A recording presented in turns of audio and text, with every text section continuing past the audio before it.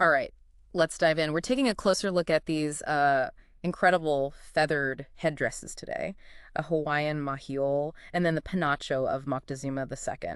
We got some really interesting sources so we can get a good sense of, not just how they look, but all that cultural and spiritual weight they carry. One thing that really struck me looking at both of these is how they use red and yellow. You've got these headdresses from totally different parts of the world, but both using that same color combo Yeah. makes you think, right, like, is there something about those colors and power that's maybe even universal? Oh, yeah. Definitely grabs your attention. And it's not just decoration either. Like in that Tale of Two Headdresses article, they talk about how specifically in Hawaiian culture, those colors weren't just, for looks. Right, especially with the Mahiole. For those Hawaiian chiefs, red was definitely about more than just looking royal, for sure. That BBC piece, they linked it to, the chiefs being both political and spiritual leaders, all wrapped up in one. But then you've got Eliot's research, the stuff in Frontiers of Psychology. He goes even deeper. He suggests this whole red equals dominance thing is ancient, maybe even instinctual. Like, you know how in nature, red's often a warning. Oh, interesting. So it's less about the chief looking fancy and more about tapping into like a primal thing, something that just says, I'm in charge without even needing words. Exactly. And then you add in that yellow, which in Hawaii, that was super rare.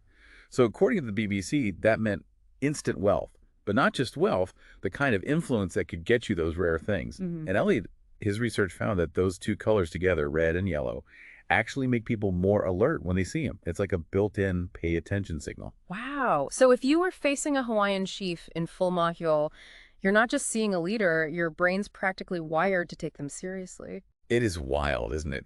The makiel wasn't just something you wore on your head. It was like broadcasting the chief status and, well, being ready for pretty much anything. Yeah, and A Tale of Two Headdresses, they really drove home that Red Warrior connection. Like the chiefs were embodying that aggressive energy, the color projects. But switching gears here, the Panacho of Moctezuma II. Now that thing is on a whole other level of impressive. Red, yellow, but then green, blue. It's like this explosion of feathers. What's the story with all that variety?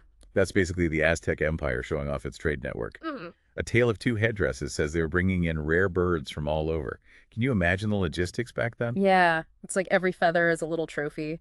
And speaking of special feathers, wasn't there one bird, the Quetzal, that was like super sacred to the Aztecs? Oh, yeah. Visiting Vienna goes into that. The Quetzal was definitely more than just a pretty bird to them. Having its feathers in the penacho, that wasn't just for looks. It was linking Moctezuma to the divine. It's crazy how something so visually stunning could also have all those layers of meaning baked in. Speaking of Vienna, though, there's that controversy, right? Hmm? About the penacho being there? Oh, big time. Mexico's been trying to get it back, saying it's their heritage, not some museum piece. But Vienna's worried about moving it, according to the history blog. It's super fragile. A real cultural tug-of-war, then, with no easy answers. But beyond the politics and just how impressive these headdresses are to look at, they both seem to tap into something bigger, like feathers, especially from rare birds. They have often been seen as, this bridge between us and the spirit world. Absolutely. The Annenberg Learner Source talks about how birds across cultures are seen as messengers, like they can go between worlds that we can't. And both the Hawaiians and the Aztecs, they had this deep respect for nature's power, so it makes sense that their headdresses would show that. So it's not just about looking powerful. It's like they were harnessing the essence of those birds, almost like wearing a direct line to the divine, Mm. Exactly. And then when you think, these were worn by leaders, Mm. it gets even more interesting. These weren't just rulers. They were seen as the ones who could talk to the spirits, Mhm. the ones responsible for their people. That's where it gets really fascinating. It's like those feathers and how they used them. It helped elevate those leaders to almost godlike status. You can see it, right? Setting them apart from everyone else. Like, you got it. It's Yeah. that elevation, that separation that makes those headdresses such strong symbols. They're not just about one person's status.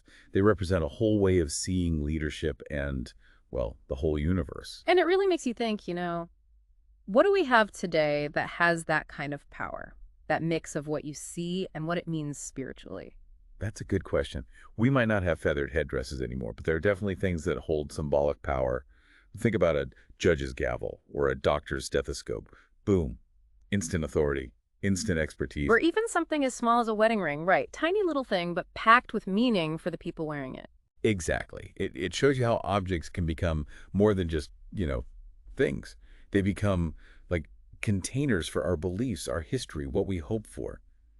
But going back to the headdresses, I'm curious about how they were actually made. All that intricate work, I can't even imagine the skill and time. Right. To make something like the mahiole or the panacho, it must have been a whole art form in itself. It's not just sticking feathers together, it's like carefully choosing them, preparing them, and often from specific birds with specific meanings, too. You're totally right. And it's not just a random jumble of feathers either. How they're arranged, the patterns, everything had to match their cultural beliefs.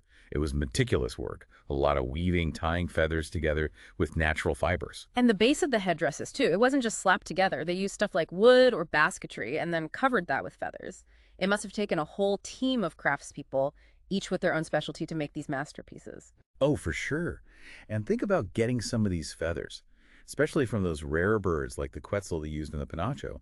Those were incredibly valuable. Couldn't just pluck them from any bird.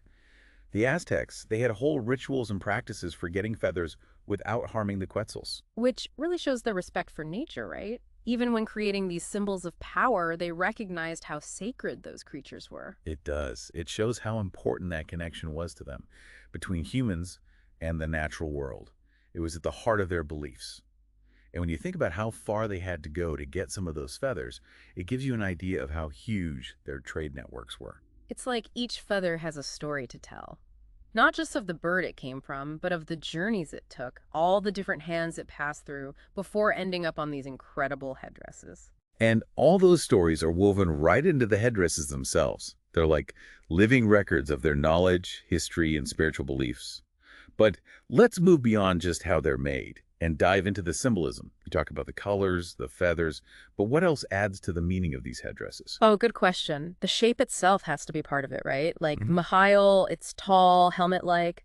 Not only does it protect the head, it literally makes the wearer taller, more imposing. Exactly. It's lifting them up, both physically and symbolically, really reinforcing their authority. And then you've got the penacho with all those cascading feathers. It gives you this sense of abundance, of grandeur. It's like a visual representation of how successful the Aztec Empire was and their connection to the divine. Like those feathers are flowing outwards, showing everyone the wearer's influence. I'm guessing those specific feather arrangements weren't just for aesthetics, were they? You got it. The patterns, the designs they made with those feathers, those had meaning too. Some scholars think certain geometric patterns in the penacho, for example, represented celestial bodies or other big parts of Aztec cosmology. So they were creating a visual language, using feathers to communicate complex ideas about their beliefs and how they saw the universe. It's like a secret code waiting to be cracked. And that language wasn't just for the wearer, it was for everyone else to see and understand, making their status and authority even stronger. It reminds us that these weren't just fancy hats, they were powerful symbols of their culture, their spiritual beliefs, their whole social structure. And they're important for more than just the people who wore them. They're like physical connections to the past, giving us clues about the cultures that made them. Really rich, complex cultures. It blows my mind that something made so long ago can still be so captivating. They make you want to look closer, dig deeper, see the fascinating stories they hold. And those stories, woven together with the feathers, the colors, the symbolism, they give us a glimpse into the minds of the people who made them. But going past the craftsmanship and the symbolism, these headdresses also make you think about how we see objects today. What do we have now that carries that kind of weight? Such a thought-provoking question. I mean, yeah, we don't wear feathered headdresses, but we definitely have things that carry their own symbolic weight, like think about religious artifacts, national monuments, or even just family heirlooms. Maybe not as visually striking, but they have deep meaning and often connect us to something bigger than ourselves. Exactly. They represent our shared history, our beliefs, the things we value. And just like the headdresses, they can stir up powerful emotions, make us feel awe, wonder. It's amazing how objects can have that much of an impact on us, even across centuries and cultures. What's especially interesting is how these headdresses, even though they're from completely different places and made with different materials, both elevate the wearer, almost making them godlike. Yeah, that's true. It's like they create this separation. You see it and you feel it. It sets the wearer apart. And it's more than just the headdresses being tall, too. Right. It's all about what they symbolize. The feathers, especially from those powerful birds, the Quetzal, for instance. They represent a connection to the spiritual world, Hmm. something most people wouldn't have access to. It's like the wearer becomes this bridge between the earthly and the divine. And that connection is really highlighted, by the colors, the designs, how grand these headdresses are. It's like they create this aura, power, authority, and even sacredness around whoever's wearing it. Totally. Like a statement piece, right? Just imagine seeing them in person back in the day, like a Hawaiian chief in his Mahiole leading his warriors, or Moctezuma with that panacho at some big ceremony. It must have been something else. Oh, absolutely. Like they embodied everything about their cultures, their beliefs, their power, all in one incredible visual.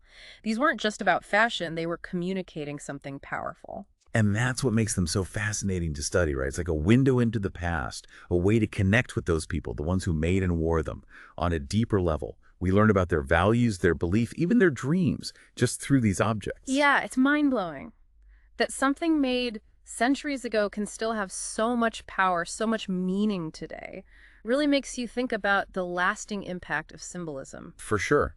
It challenges us to look past the surface, to think about the stories objects hold, the things they represent. We've got those echoes of symbolism in our own lives, even if they're not as, well, grand as a feathered headdress. So true. Even something like uniforms. Think about it.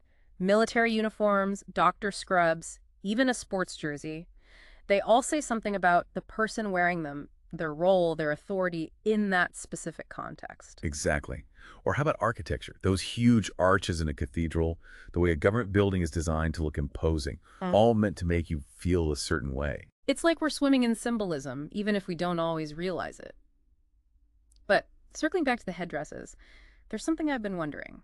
We talked about how feathers were this link to the spirit world, but did different feathers have different meanings? Oh, good question. Uh-huh. Yeah, different birds had different meanings in both Hawaiian and Aztec culture. Like in Hawaii, feathers from the iwi bird with its bright red feathers, those were super valuable, connected to royalty and the gods. They'd often use those in the Mahiole to show the wearer's connection to the divine. Ah, so it wasn't just about any red feather. Had to be from a specific bird, a bird with the right cultural weight. Exactly. And with the Aztecs, the Quetzal, like we talked about before, was super important. It was beautiful and connected to Quetzalcoatl, their feathered serpent god. Those long green tail feathers, they were especially valuable, symbolizing wealth, power, and spiritual purity. They used those in a lot of rituals and ceremonies. It's incredible how much meaning they could pack into a single feather. But I'm also curious about how they actually attached those feathers to the headdresses. We know it was intricate, but did the techniques have any symbolic meaning? You bet. The techniques weren't just about being practical. They had cultural and spiritual meaning, too. Like with the Mahiole, they often used a technique called kahili, where they'd tie bundles of feathers together and then attach those to a woven base. Not only did it make the headdress strong, it also symbolized all these different groups or individuals coming together under the chief's leadership. So even how the headdress was put together reinforced that idea of unity, a common goal. That's fascinating. Isn't it? And with the panacho, they used a mix of weaving, tying, even adhesives to attach the feathers.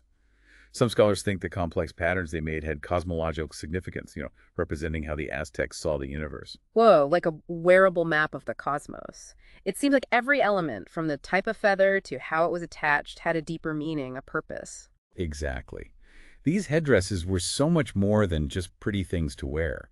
They were real works of art, showing the skill, knowledge, and creativity of the people who made them.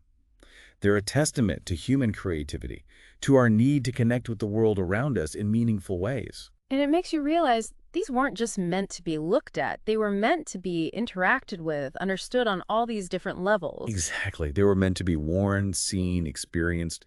They were living expressions of their culture and spirituality, not just static things in a museum. But that brings up an interesting question, doesn't it? Considering how important they are, how should we approach these headdresses today? Especially with all the debate about the panacho being in Vienna, is there a way to be culturally sensitive while also preserving them, making sure people can see them? That's a tough one. No easy answers. On the one hand, we have to acknowledge who these objects belong to, the cultures that created them. Giving them back can be a huge step towards reconciliation, helping restore cultural pride and ownership. But then there's the argument about protecting these fragile things, keeping them in controlled environments where they can be studied and appreciated by a wider audience. Right. And how do we make sure they're presented in a way that's respectful, that honors their cultural significance instead of treating them like, just curiosities or trophies. It's definitely a balancing act. But one thing's for sure, we have to approach them with humility, with a willingness to learn from the cultures that created them. Absolutely. Maybe we can find some inspiration in what these headdresses represent. Just like they tried to connect the earthly and the spiritual, maybe they can inspire us to bridge cultural divides and build a world that's more inclusive, more understanding. Now, that's a powerful thought. It brings us back to something we asked earlier. What things in our own lives have that kind of meaning, that kind of power? What are the things that connect us to something bigger, that remind us we're all human? It's something to think about, isn't it? Maybe it's a family heirloom, a piece of art that moves you, or even just a small object with a special memory attached to it. The important thing is recognizing that even ordinary things can hold a lot of meaning, a lot of value. And by exploring those connections, digging into the stories and symbols around us, we can understand ourselves and the world a little bit better. And that brings us to the end of our deep dive into the world of feathered headdresses.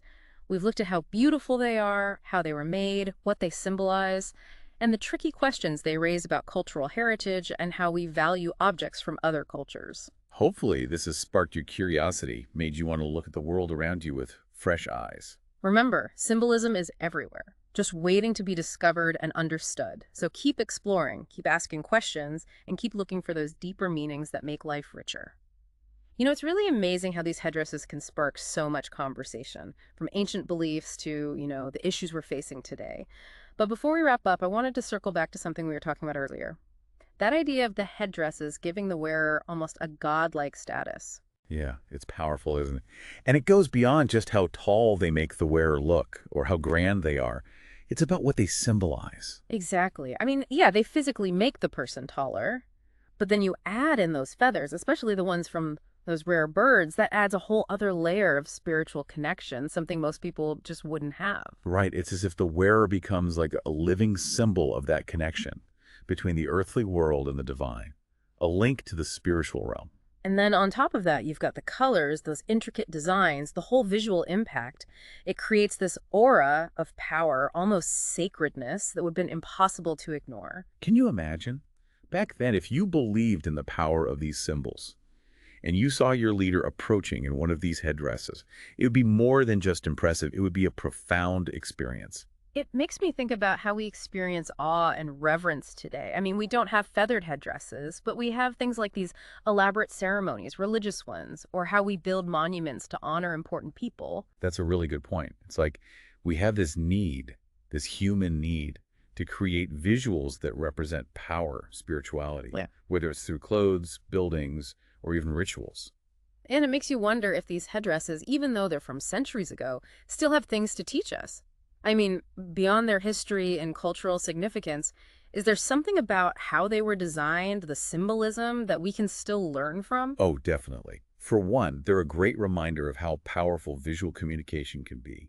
In our world, where we're bombarded with information all the time, it's easy to forget how much a single image can convey. Totally. We can talk all day about the symbolism of red and yellow, but when you see them combined in the Mahiole, it hits you in a different way. Exactly. And beyond just the visuals, those headdresses also remind us that stories matter. Every feather, every design detail, it's like a piece of a bigger story. A story about culture, beliefs, leadership. Like they're saying, hey, look closer, ask questions, find the human stories behind the objects themselves. And in a world where things feel so disposable, so disconnected, that's a really powerful message. So as we wrap up this deep dive into the world of feathered headdresses, I'm left feeling this sense of wonder, not just about the headdresses themselves, but about what they represent. Human creativity and our constant search for meaning. Couldn't agree more. They're a testament to how ingenious we are, how artistic, and they show our need to connect with the world to make sense of it. And we hope this deep dive has inspired you to, look around with a little more curiosity, to appreciate those stories and symbols that shape our lives. Because whether it's a feathered headdress or something as simple as an object that holds a special memory, there's always something more to discover, more to learn, more to appreciate. Thanks for joining us for this deep dive, and keep exploring.